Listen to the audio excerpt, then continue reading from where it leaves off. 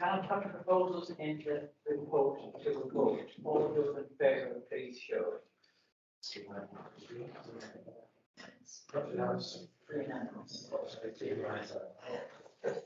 Item 16, motion 16A, cost of living emergency. I ask Councillor Brendan to move his motion and set out on page 3 of the agenda, but not to speak to it at this stage. Yeah, happy to move the motion. Thank you. I ask Councillor Brendan to second the motion. Do you wish to reserve your right to speak during the debate later? So moved, and yes, I would like to reserve my right to speak.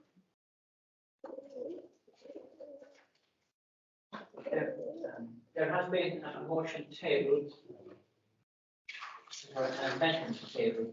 Councillor Freebody can ask you to move the amendment, but do not speak to it at this stage. And can you read it out if you have one?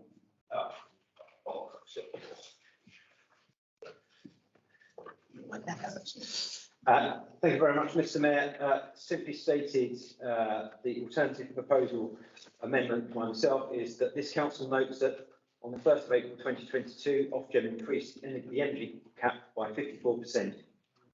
Additionally, and in the same time frame, food prices and fuel are rising caused by global inflation post-pandemic and the conflict from Ukraine. National insurance contributions are set to increase to fund the response to the COVID NHS backlog and new investment in adult social care.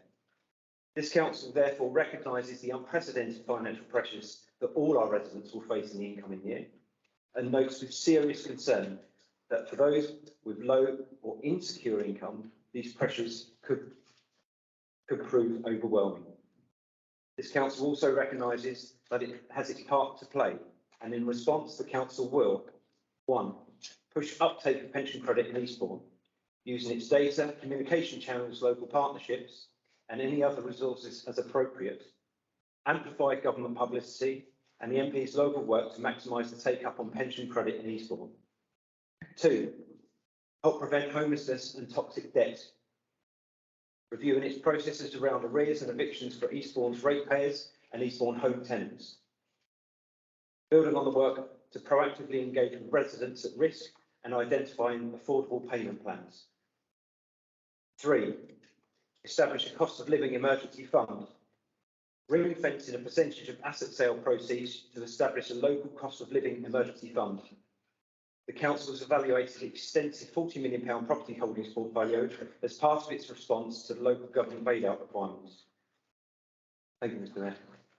Thank you. Councillor Dan, do you want to second the amendment? Do you reserve your right to speak during the debate? I'll reserve my right to speak, please, Mr. Mayor. Thank you.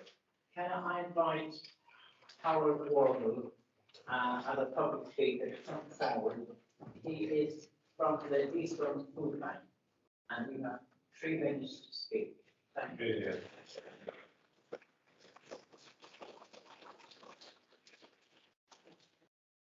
Thank you, Smith. Eastbourne Food Bank are very pleased to support this motion. Let me say why. Last year, Eastbourne Food Bank gave 155,000 meals to people in Eastbourne. Comparing the 3 months in 2021 to the 3 months Jan to March this year, we've seen a 78% rise in demand. This is not sustainable long term. Our welfare benefits and debt team will find every unclaimed benefit, council tax reduction and discretionary housing payment.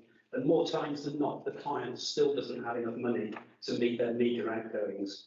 The client then becomes dependent on Food Bank long term, and this isn't what we're there for. We're hearing of rents increasing from £800 to £1,100, food prices increasing every week, and of course massive fuel bills, and much more to come in October. So far this year, we've helped 6,300 adults and 3,600 children with food. It used to be the benefit delays, the 5-week wait, that was the reason for people struggling. It still is a major problem, but now it's when people actually get the benefit, it isn't sufficient to cover the increased cost of living. The universal credit payments will often have deductions or repayments that are taken, leaving the individual with insufficient money to survive. We actively encourage clients to seek work. We work with a number of agencies who are specialists in long-term unemployed, or those with learning difficulties, getting them back into work. Of course, not everyone can work, and these people must be adequately supported. We regularly hear stories of parents skipping meals so they can feed their children, healthcare professionals coming to us for washing powder, toiletries, because their family haven't been able to provide deodorant, shower gel or washing powder. We provide new duvets and pillows via social services for families whose bedding is so filthy it's become a health hazard. We hear stories of families eating cold food because there's no fuel left and going to bed early to keep warm. During the pandemic, we were asked to distribute some money allocated by Eastbourne County Council from a COVID support fund. We were shocked by how many people needed a cooker or a fridge or a bed, not because theirs are broken, but because it just didn't have one in the first place. We also helped with hot water bottles, warm throats and heaters, helped distribute almost 100 slow cookers with recipe suggestions in partnership with the council. Out of the 10,000 people we've helped so far this year, only 350 of them are pensioners. We find that pensioners struggle alone. They're proud and often will reduce what they eat to keep warm. Only recently, an elderly gentleman came to the door of the warehouse at the food bank. "I'm really frightened," he said. "I just don't know what to do," was his opening sentence. I didn't know what he was referring to, so I asked him to explain. He said, "I've got bills I can't pay. They've just increased and I don't have any money left. I'm going to have to sell my little old car. And then how do I get about it?" Pensioners frightened by increased bills shouldn't be happening. We should all be ashamed of this and how this is affecting the emotional and mental health of so many retired people. More recently, we've seen a gradual change in those coming to us to help and support. More and more people in work are needing help with food and energy top-ups, and more people in desperate state who require a massive amount of support.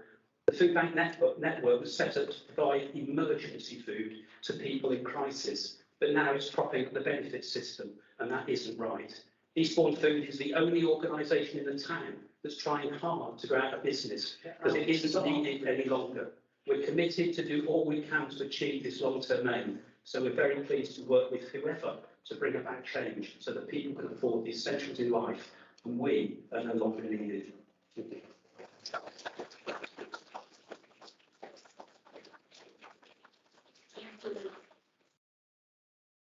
Can I ask Councillor Labyrinth to speak to his proposal?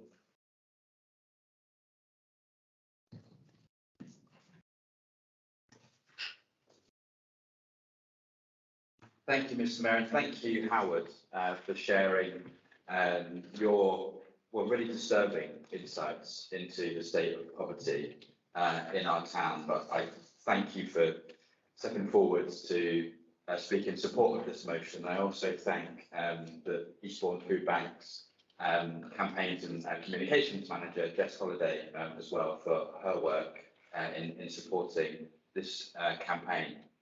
Now, the cost of living crisis that we've all been talking about for quite some time has become a cost of living emergency. Bills have skyrocketed, national insurance has been put up, which impacts people's ability to spend. The triple lock on pensions that was promised by this government in its manifesto has been broken this year, leaving pensioners out of pocket. And Eastbourne's food bank is among the busiest in the country. That's testament to the amazing work that the food bank is doing in getting food out, but it is also testament to the fact that not enough is being done to address poverty in our town. And you've heard so many anecdotes from Howard around the situations that particular people are facing. I spoke to someone on the doorstep a couple of weeks ago, a pensioner, who talked about potentially selling her wedding ring that was given to her by her widower in order to pay her bills. No one in our society, no one in our town should feel backed into the corner of those kinds of decisions. And Eastbourne Borough Council has been playing its part in supporting people out of this cost of living emergency. The fig leaf that's been offered by the government in terms of the rebates has been delivered more quickly than most other councils in the UK to make sure that we're getting that cash in people's pockets fast. Discretionary budgets, the devolved ward budgets that councillors have access to, has been used to support many organisations on the front line of combating poverty in Eastbourne. The Langley Larder, Old Town Community Bridge are two of many examples. Eastbourne's Food Bank has been enshrined as one of the mayor's charities this year. Again, another effort to support this drive. And of course, during the pandemic, Eastbourne Borough Council worked beyond its statutory responsibilities to make sure that people didn't go hungry in its provision of food parcels to those who were most in need. But, Mr. Mayor, more needs to be done. These are massive problems, and government has access to massive solutions to tackle these. The government needs to wake up and smell the coffee. How many Conservative MPs have we heard over the last few weeks saying, folks need to learn how to cook, that's going to get them out of this crisis, or folks need to earn more, or folks need to work more hours? This is not good enough and demonstrates a complete misunderstanding of the problem, out of touch to the max. But not only does this government need to wake up, this government needs to step up with serious action immediately. It needs to implement a windfall tax on the oil and gas barons that are making a mint out of this crisis and use it to help put money back in people's pockets, an average of £600 a year that would bring. It needs to restore the triple lock for pensions immediately, in line with its manifesto pledge, to make sure that our pensioners do not slip further into poverty or enter poverty for the first time. And we also need to ensure that the universal credit is restored to its former levels. It was an absolutely cruel decision at a time like this, at a time post-pandemic, to remove that uplift that people needed so desperately. And it has forced people to depend on the food bank. And as Howard said, the food bank should be there as an emergency, not as a necessity. So in passing this motion, in declaring a cost of living emergency, we are sending a message to government from Eastbourne that enough is enough. And we've been making waves today in the media and across the country with this proposal. Government, I hope, will wake up. I hope that Conservative councillors will have a word with the powers that be. I hope that our Conservative MP will do her duty to make sure that folks are not slipping further into poverty. And I hope we can work with the food bank to raise awareness of food poverty and inspire hope that change is indeed possible. By supporting this motion, we can achieve that. Thank you.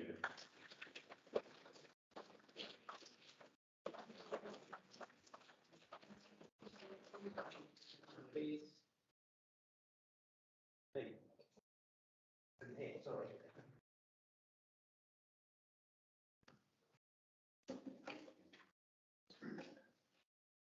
Thank you, Mr. Mayor, and thank you, Howard, for relaying some of the challenges that many residents of Eastbourne and nationally actually face at the moment. So I'd like to thank Howard and the work of Eastbourne Food Bank. So you might think, well, why have I amended or put an amendment to the motion? Well, the original motion, as far as I can see, isn't targeted. It's all beyond the remit of Eastbourne Borough Council. And Councillor Barbara and you made some points, but this is about what Eastbourne Borough Council can do. It will not be heard by ministers. The last letter, I believe, that was sent up from a motion took several weeks to draft. VAT, cutting VAT. There's no guarantee that business will pass on that cut to residents. It will also then erode the tax base, which many of the people of Eastbourne benefit. We talk about the Levelling Up Fund, environmental agencies, £100 million works on the seafront, new hospital, £500,000 for safer streets. You know, these are all important things. I'm not saying this isn't important, but frankly, it is. And it's my understanding as well that the triple lock will be reinstated. So why this amendment? As I said, I think this amendment focuses on Eastbourne and what this council can do. Not calling upon government. I think the government does need to do more. But actually, this is the power of Eastbourne Borough Council, what we can do as a council. The uptake of pension credit. currently worth about £9.8 million to residents of Eastbourne, and just under 3,000 claimants. Now, nationwide, 900,000 people, almost a million people, don't claim pension credit. That equates locally in this constituency to about 1,000 people who are not claiming something that is rightfully theirs to claim. So actually, Eastbourne Borough Council can do more to help identify those claims, and I applaud the work that Howard and his colleagues do in the food bank and making sure people get the right benefits that are owed to them. But Eastbourne Borough Council can do the same thing. And the pension credit is also a gateway to a whole range of additional support mechanisms as well, such as housing costs, council tax reduction, heating bill support. So that was the first part of my amended motion. I talk about preventing homelessness and toxic debt. In a report from the Money and Mental Health Policy Institute, 44% of adults with mental health problems, which equates to 2.5 million people who got into debt, considered or attempted suicide. Toxic debt is huge, and I might need to declare an interest here.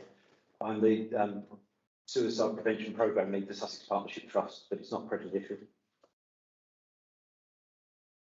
So Eastbourne Borough Council can do something to support and help those homeless and with toxic debt. They can do that by reviewing processes around arrears and evictions for Eastbourne ratepayers and Eastbourne homes tenants. And the third part of this was the cost of living emergency fund. We've spoken about this earlier, and I'm not going to go into too much detail now. I'm happy to have the conversation in another time, Councillor Holt, with us looking at portfolio, etc. But these are assets owned by Eastbourne for the benefit of people in Eastbourne. And there is a precedent in this. It's, you can look at Norfolk. And I know our MP has spoken to the Minister today, and actually the Minister has given positive vibes that actually that's something that could be considered. I wasn't going to talk long ago. I've seen the amber light. Councillor Wallace, who I have a lot of respect for, said at the last full council meeting that he does feel for residents this year. This was in February, and this could be a tough one financially, and that he would plead with any councillor involved in finances, if there is any spare cash going, please can you divert this cash to the residents, setting someone's council tax increases for the hardship they will both face in the next 12 months. We realise what the hardship is for people in the next 12 months, and I call upon all councillors to support the amendment. It's tough for so many people at the moment, but the amendment, rather than being something that's outside the remit of Eastbourne Borough Council, is something that Eastbourne Borough Council can do. It's supportive, targeted, and local. Thank you, Mr. Mayor.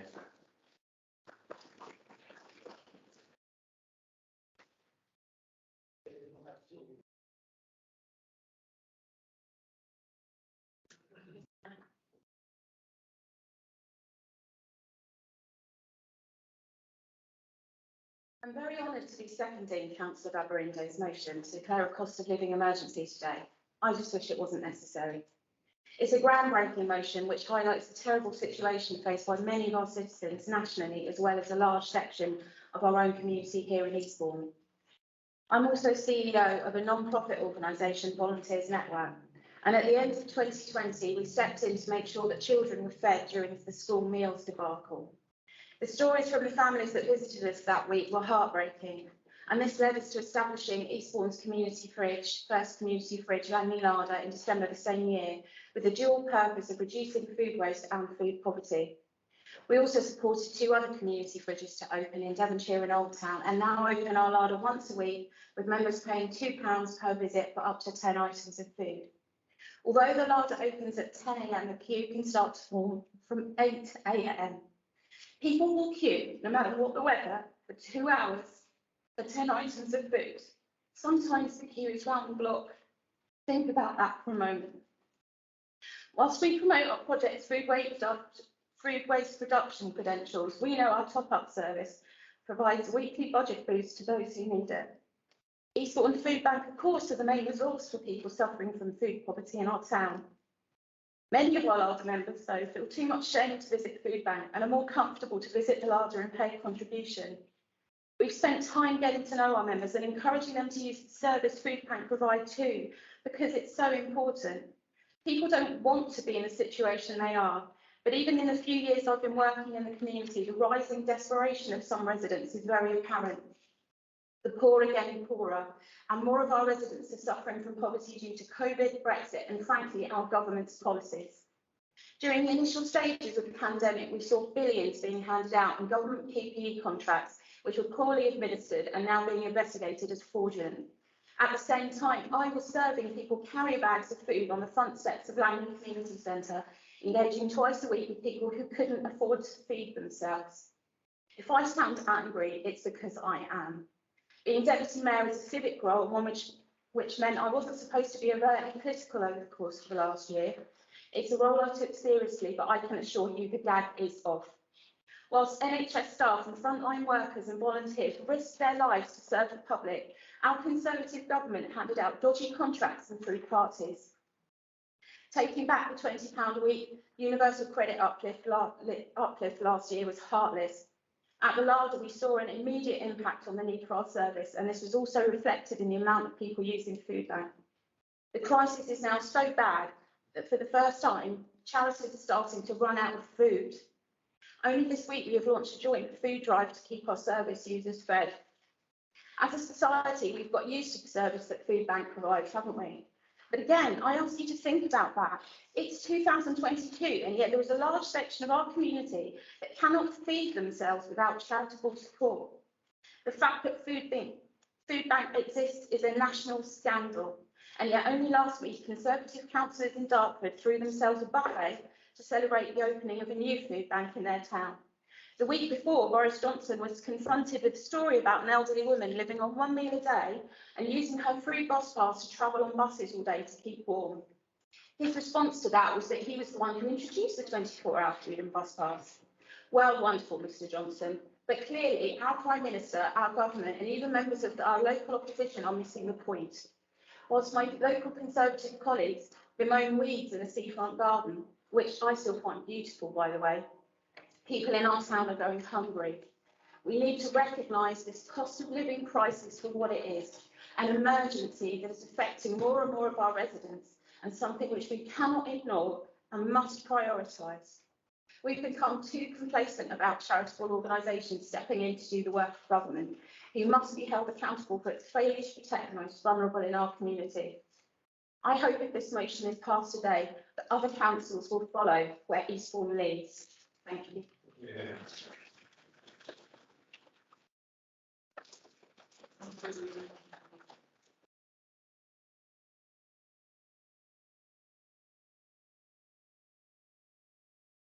Thank you, Mr. Mayor, and thank you, Howard.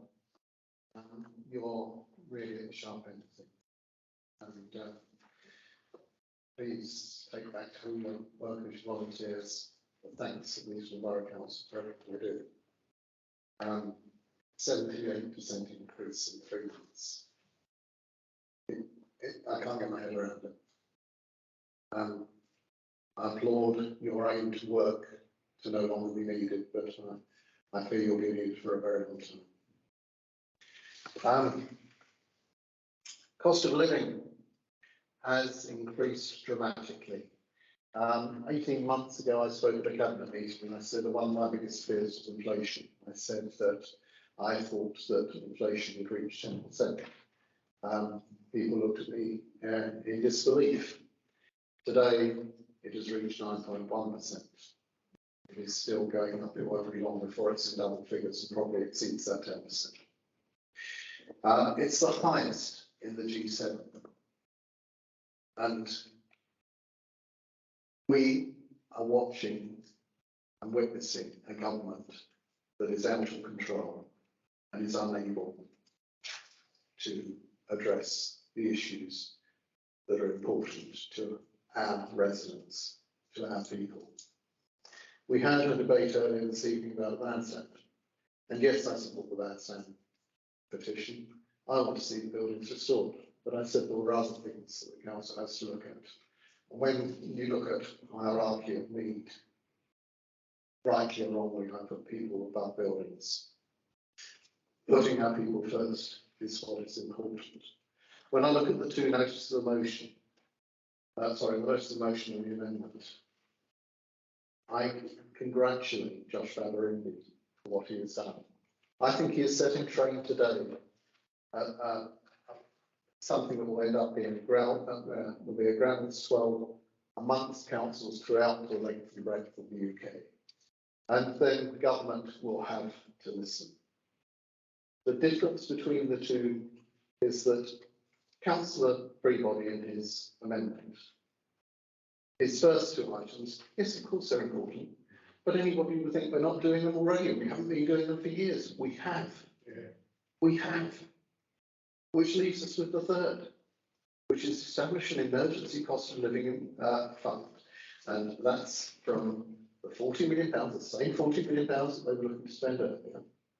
The £40 million that's in our assets, in our Dalmont Farms, in our Congress Theatre, in our Tower Art Gallery, our heritage buildings, and he funds it.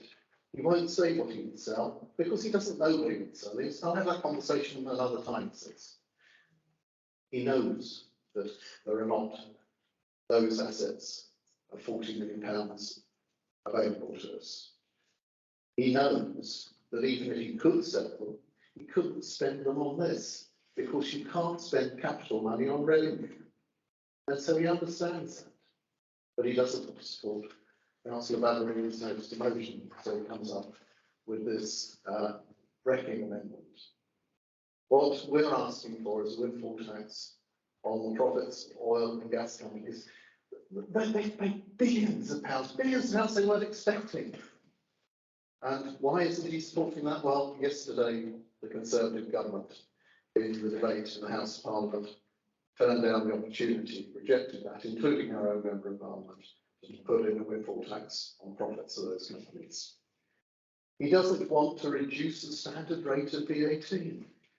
And yet that is one of the ways that really helps people, not people at the lowest end of the scale, because it's what they spend their money on. So you reduce the amount they have to spend. And he doesn't want to reintroduce the triple off on pensions. He said he believes it will be reintroduced. I believe it was going to be there forever, because that's what the Conservative manifesto said. But they've broken the promise once, and I feel they'll break it again.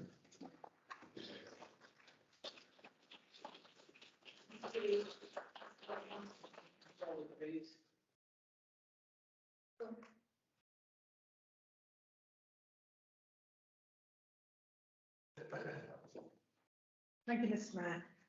I'm supporting the amendment. I'm seconding it for a number of reasons.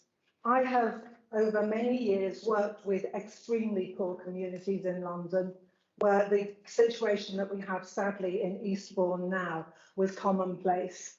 I was a head teacher of a school in Haringey, where my children were extremely poor. They were starving, some of them. They had no clothes. And we as a staff used to support them by feeding them all their meals each day, apart from the school meal that was free to them, and by giving them clothes and going to the homes and supporting the communities. And it was heartbreaking. And in addition to that, we also had a massive issue of child abuse.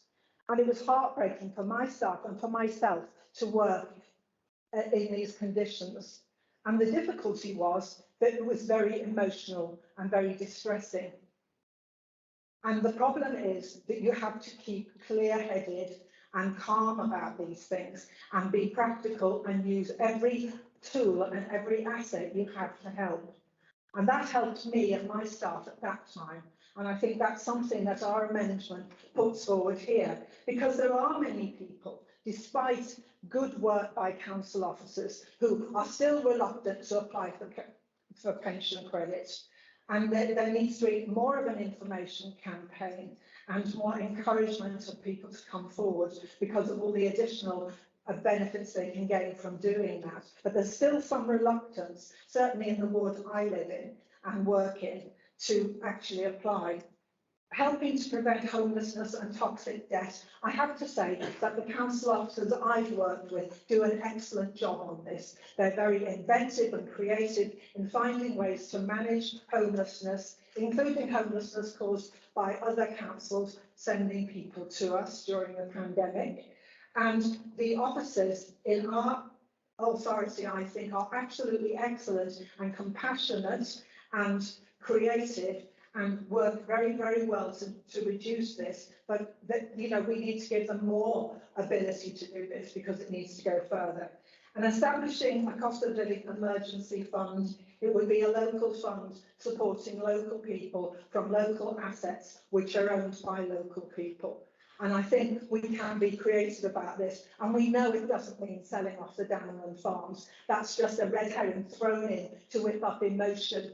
I'm trying to be hard-headed and practical about this. There are other assets that could be used. And I know there are difficulties around this, but with a will, there could be an emergency fund to support people like Howard in the food bank at moments of crisis that he's experiencing now. And that's why I cannot understand that you would not support this amendment, because it just takes Councillor Babarindi's excellent motion a little bit further and puts in place some practical strategies. So I urge you to support it. Thank you, Mr. Mayor.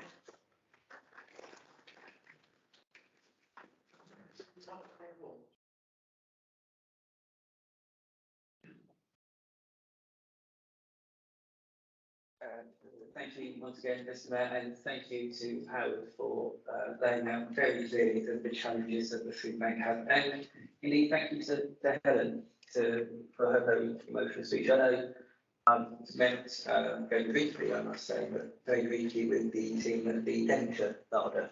And I know how hard they're working at the moment in the Seaside Community Hub and the need that they have, and I'm sure that's replicated in many of our wards.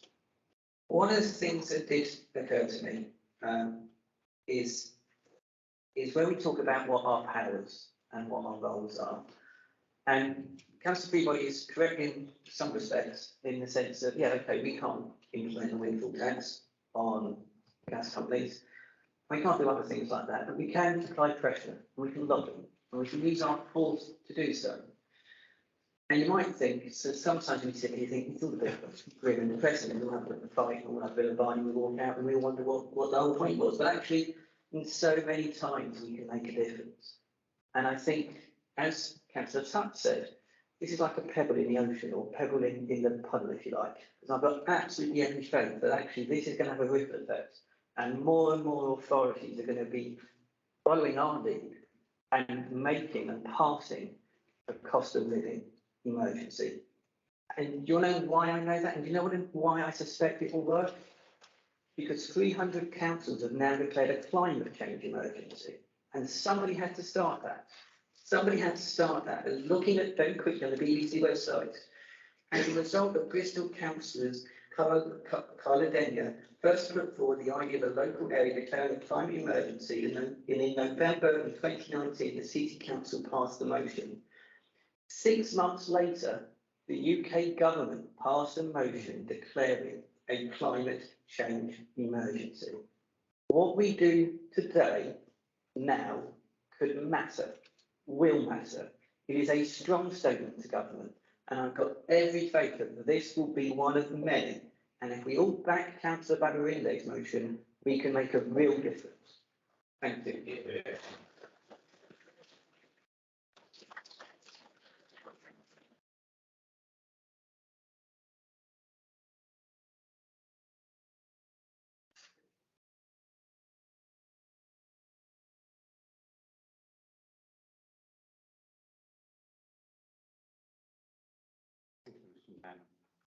I would start by, as several speakers have said, thanking Howard, indeed Helen tonight, for coming and talking to us about some of the realities about what is happening. I think that really brings it home. I applaud Councillor Josh Babarindi for putting this motion before us tonight for all the reasons that Steve Holt has just outlined. I think we do have a role in actually putting pressure on government. That's a really important role. I'm disappointed at the Conservative response tonight. I'm disappointed that they haven't joined with us, because I think Eastbourne Council is actually doing something which I think many councils of all persuasions up and down the country will follow suit. So I would have liked to have seen a unanimous vote for Josh Babrindi's original motion because it tackles the national problem, which is at the root of all this. You know, the help that we've had, and I'm going to say there have been some mitigations put in place, and I see and I talk to housing officers every day about the things that we can and we can't do. But it is, most people would recognise it is much too little, and it's actually putting the people who are most at risk into harsh choices that some of us sitting here today may not have to do, but lots of people will have to do.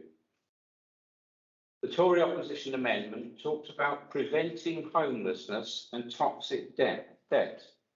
How ironic that this is exactly what they are actually doing if they don't stand with us and actually tackle this problem. Because let's be under no illusions, homelessness will get worse as this cost of living crisis gets worse and worse, as indeed it is at the moment. And I was pleased to hear Councillor Lamb acknowledge the excellent work of our housing team in Eastbourne, because we've got a great team. And I was pleased to hear her acknowledge the work that they've done to keep many hundreds of people out of becoming homeless, and the preventative work that they do, which is so important, and working with the Rough Sleeper initiative and getting people on pathways to housing. But as Howard would tell us, there are still many, many people out there who are suffering. I would have liked to have heard tonight when Councillor Freebody referred to Bedfordwell Road, I would have much rather hear him talking about how they were going to work with us, because we are actually lobbying the Conservative MP for Eastbourne to get her on side to actually release to the Tory government to release through Homes England the affordable housing monies that's required to get that project moving. So I'd rather than trying to make cheap political points, that the Tory party actually get behind that, because that's really important for Eastbourne. Eastbourne Council has done a lot actually in terms of exceptional hardship payments for the most vulnerable, discretionary housing payments to help stop people from becoming homeless, assistance with arrears. The amendment refers to arrears. An awful lot of work is going on actually targeting those families that have the most problems to actually keep them with a roof over their head. And I applaud the work that's going on in that area, and indeed with stopping evictions, which we've been successful at. This council works on the principle of intervening to prevent situations becoming worse. That's what this motion is all about on a national level now. We need interventions on a big scale to actually deal with the problem that we've got. And all this motion is asking is that the government apply that principle of prevention in dealing with this national emergency at the moment. If they don't, then we're going to see more hardship, more debt, more children in poverty, more people going to the food bank, but not necessarily more food to give them, more debt, more families breaking up, more homelessness, not less, more people facing the stark choice of either staying warm or eating. So I do wish that the Tory opposition actually get behind the main motion, vote with the main motion. Let's send a clear message from Eastbourne, from all the people in Eastbourne, all the political parties in Eastbourne, that we're at one, but actually we want action now. We don't want you burying your head in the sand. We want you to take significant action on a national level. Thank you very much.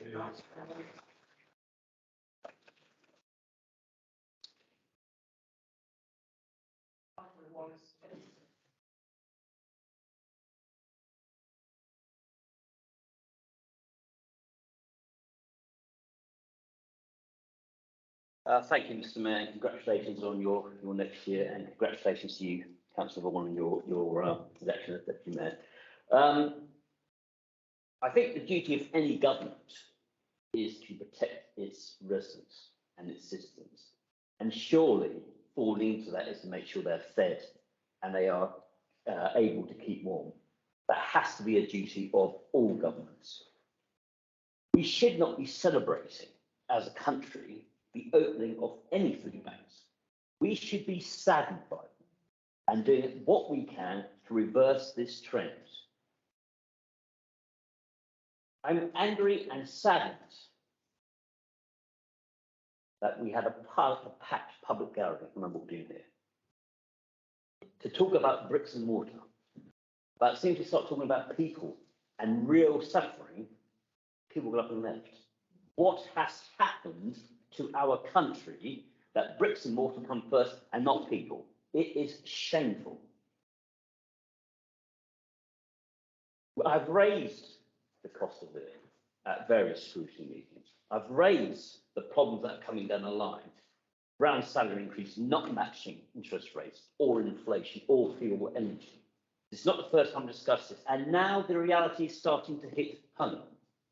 People are suffering, and the action and the time to take action is now. I represent the ward, Devonshire, which has always had an element of deprivation. We've always had community kitchens, people, volunteers going out to support the most needy. I hate to think what some of my residents in Devonshire are going through now. But I know because I speak to them. Times are tough. The Conservative Party have always been the party of tax cuts, so they led us to believe. So why they can't support a cut in VAT beyond me? They certainly have been the party of cuts for local government. Since I was elected 16 years ago, we've seen massive cuts in our budgets, which has not helped the situation. I understand that the Chancellor may be wobbling a bit on the windfall tax. He may actually introduce one. Good. But that's come from peer pressure. And some of it come from some of his own MPs and councillors. So I salute those who've gone against the Tory front bench in the government and saying we will not introduce a windfall tax. The time is now, as I said. Governments have money. They found it for PPE contracts, they found it for Ukraine, they found it for COVID, and they found it for all sorts of other pet projects. Some of those, particularly the war in Ukraine, I absolutely support. But what it's telling me is that when there is a need, there is money. Well, now is a need. The need is now, I support Councillor Babarindi's motion, and I urge all councillors to support it. Support those in our society who are at need right now. Thank you, Mr. Mayor.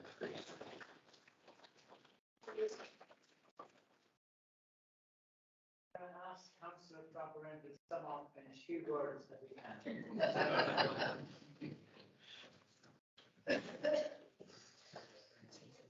Thank you very much, Mr. Mayor, and thank you to all of those who have made contributions.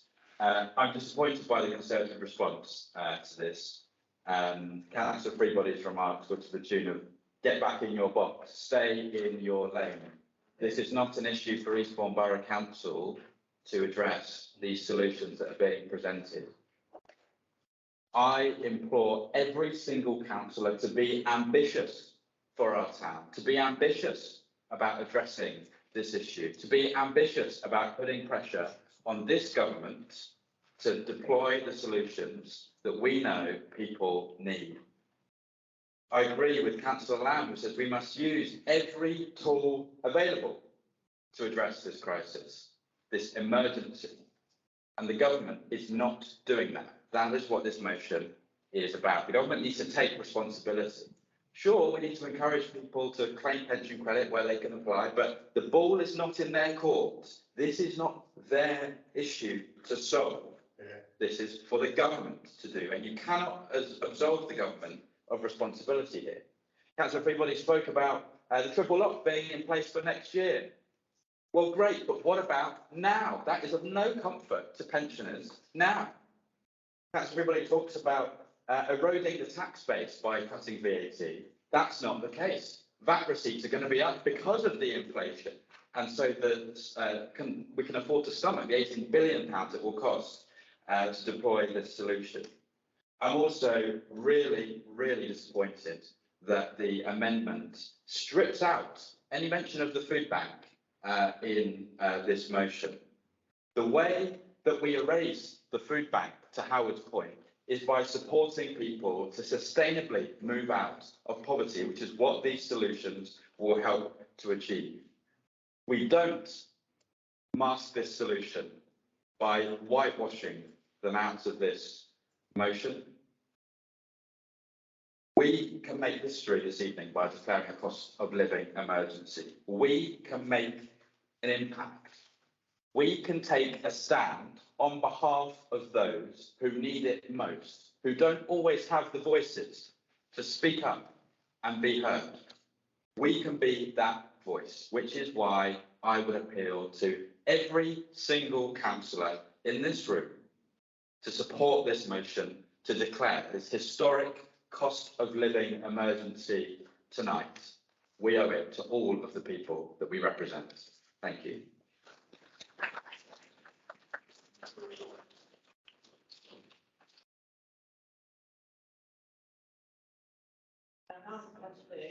Amendment to the vote. Can I now put the amendment to the vote by show of hands? All those in favour of the amendment?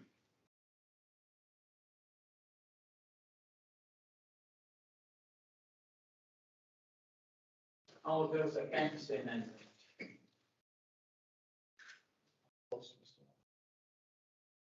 It's lost. Can I now ask those who would like to support the original motion by a show of hands? Put your hands up.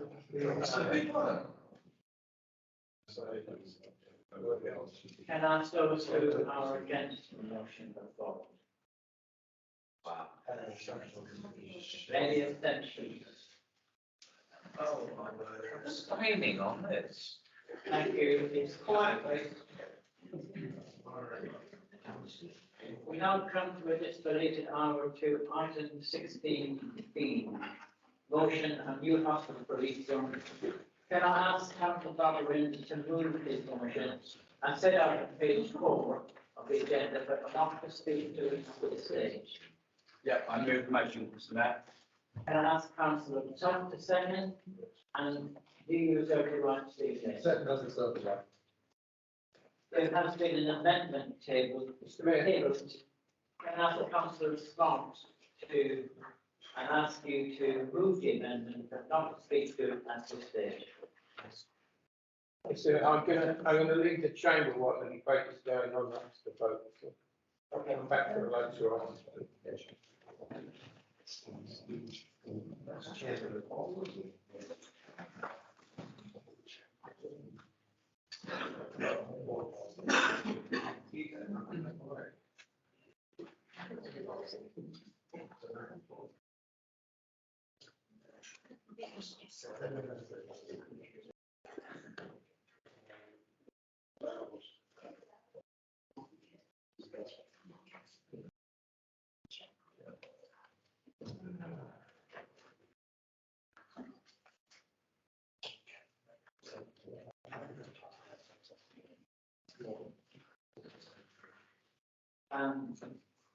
Councillor Scott, you've done it, haven't you? Yes. Thank you. Councillor Bentham, do you want to second the amendment and do you want to reserve the right to speak later? Thank you, Mr. Mayor. I'd like to second the amendment to the motion, and I wish to reserve the right to speak. Can I now ask Councillor Ballerin to speak to his proposal?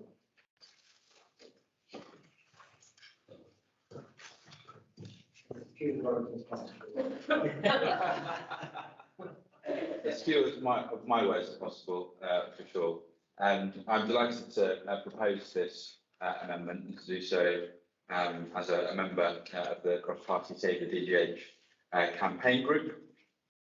We were promised a new hospital in October 2020 in Eastbourne. The government was shouting from the rooftops. Our Conservative MP was shouting from the rooftops. And since then, it's been radio silent, essentially. Where is our new hospital?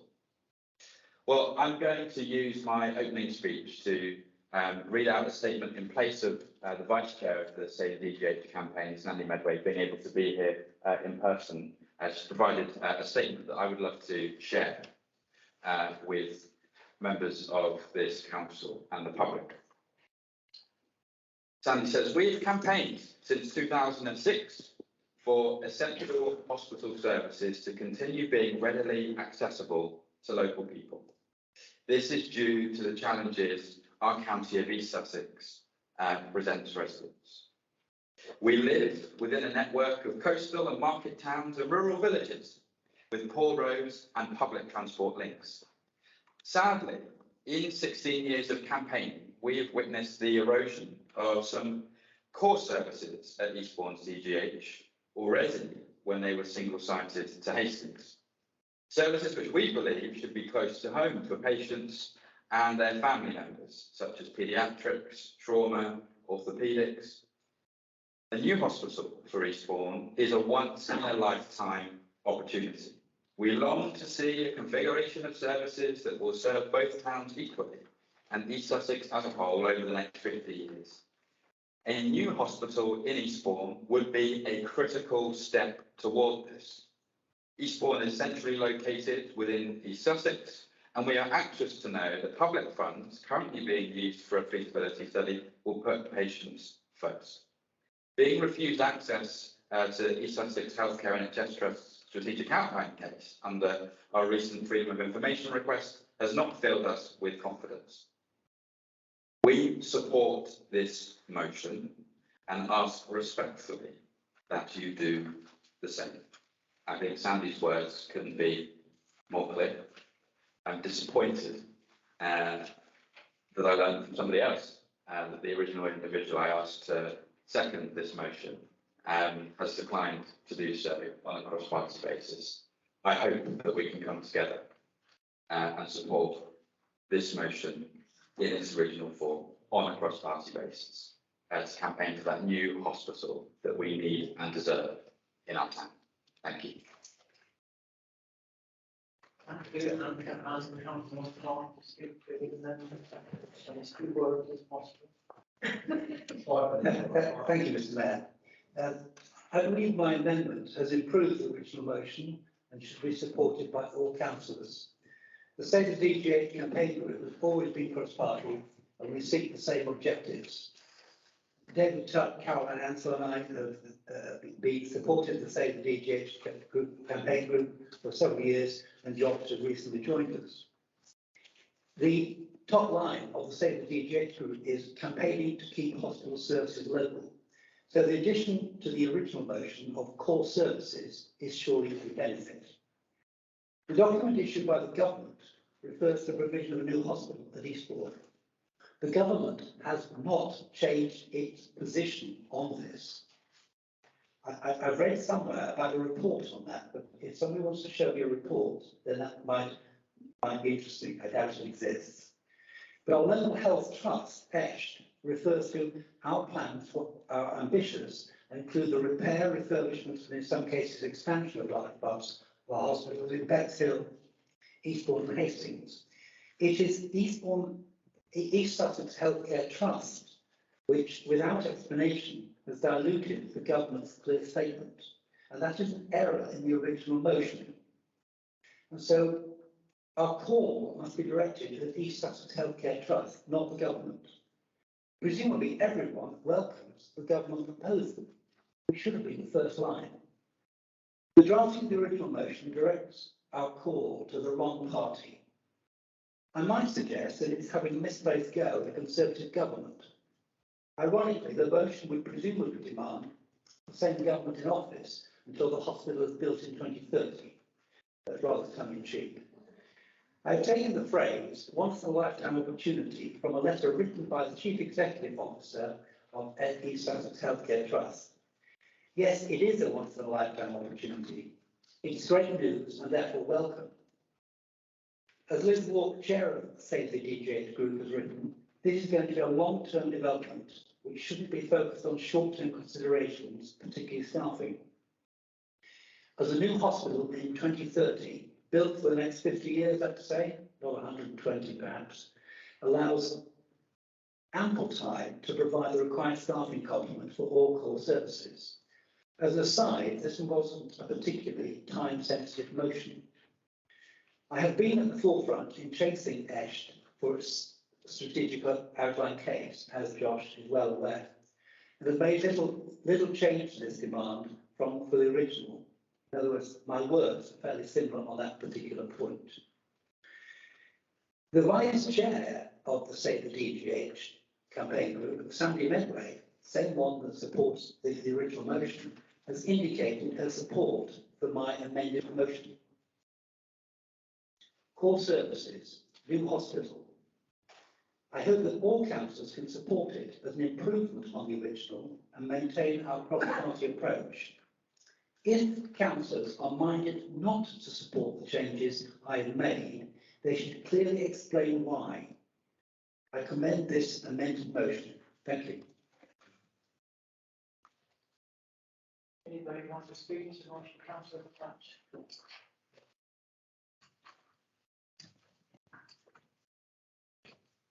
Thank you, Mr. Mayor. I think I should declare that I'm a member of the Save the DGH campaign group, along with Councillor Smart and Councillor Aberindi. The personal, not prejudicial declaration. I sense you want me to be quick, so I will on this one. The situation is that back in 2006, Liz Walk, who we made a freedman of this borough for her tireless work to get core services back to our DGH, led a campaign group at that time, which included, amongst others, Councillor Dowsey and myself. Over the years, Councillor Dowsey's role has been fulfilled by other Conservatives, currently Councillor Smart. Councillor Aberindi replaced Stephen Lloyd, who've always had the MP, and the prospective candidate for the party who is not in office. I've been there since 2006. We were upset, greatly upset, when services continued to be diluted at the DVH. We were very pleased at the announcement the government were going to build a new hospital and campaigned for that new hospital to include all core services. The difference between the notice of motion and the amendment is the notice of motion calls upon the government to deliver on the promise. It wasn't the trust that had the fanfare. It wasn't the trust that had all the press releases. That was the Conservative government. It talked about new hospitals throughout the country. It's the government who's providing the money. It's the government. They think the trust is not doing what they want to do. You can tell them that they have to build the new hospital. The trust won't do it because we ask them to. The trust will do it if the government tells them to. Thank you. Any more speakers with Councillor Maycount involved?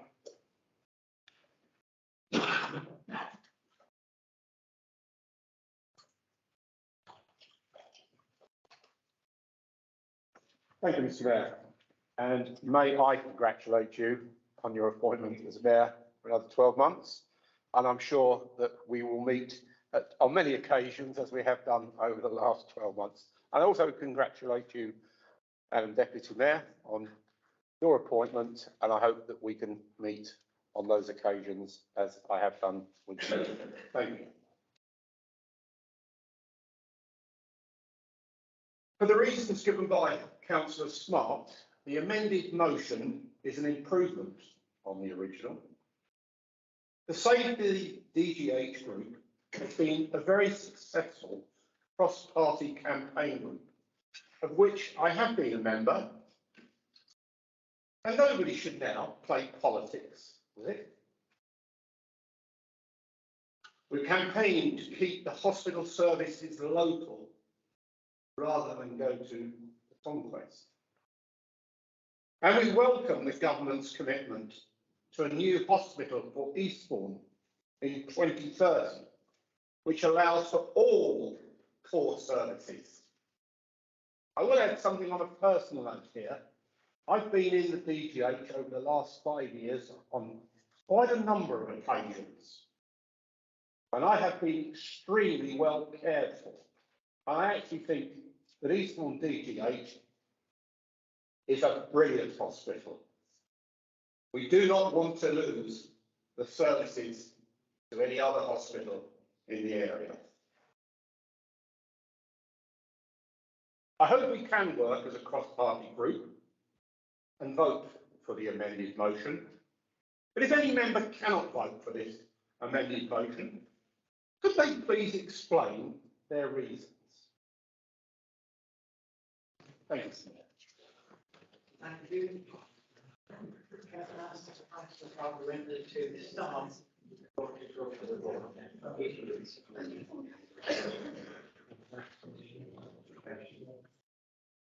Thank you, Mr. Mayor. This motion that I'm proposing is very simple. It calls on us to hold the government to account, to honour the pledge that it made, and it calls on East Sussex Healthcare NHS Trust to share the strategic outline case for the new hospital so that we can hold them to account. There are multiple stakeholders to hold to account. The amendment proposed by Councillor Smart removes the government from accountability here. That is not democratic. This motion is about making sure that we are watching and holding to account all of those who have the ability to influence this decision. If the government wants to mandate a new hospital in Eastbourne, they can do so. And this motion very simply calls on them to honour that pledge. If councillors do not vote for this motion tonight, one can only ask, what is the government hiding? And what do you know that the rest of the town doesn't? I implore everybody to vote for this motion. Thank you. I now put the amendment to a vote by a show of hands. All those in favour of the All those amendment? in favour, yes.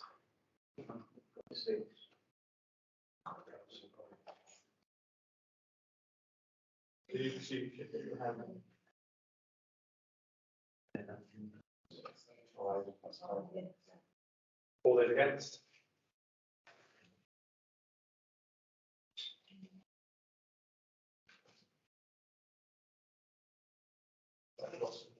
Any exception, sorry.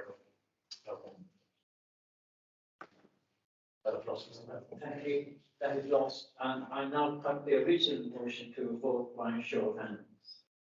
In favour? All those against? Abstentions? Consistent, I think. Stop playing with the elected. That's correct. I think I can declare that that motion was carried. Item 17.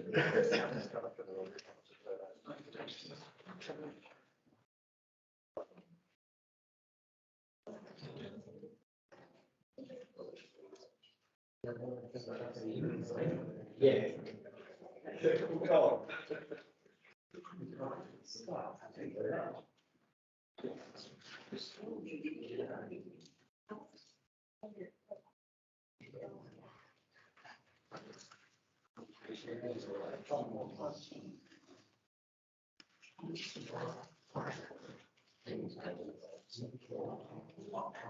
Thank you. Item 17. Special emergency decisions by cabinet members, pages 67 to 70. Can I ask full council to note the decision made by the leader in special emergency power on the 28th of February 2022 in accordance with the council constitution.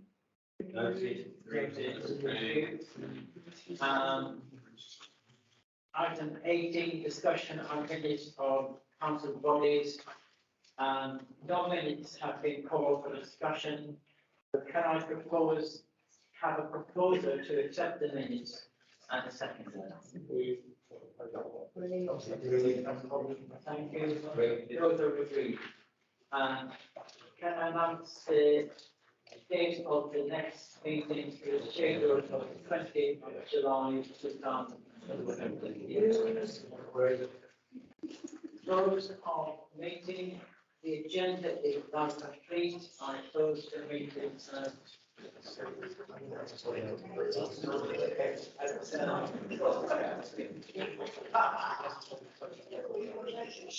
8:43.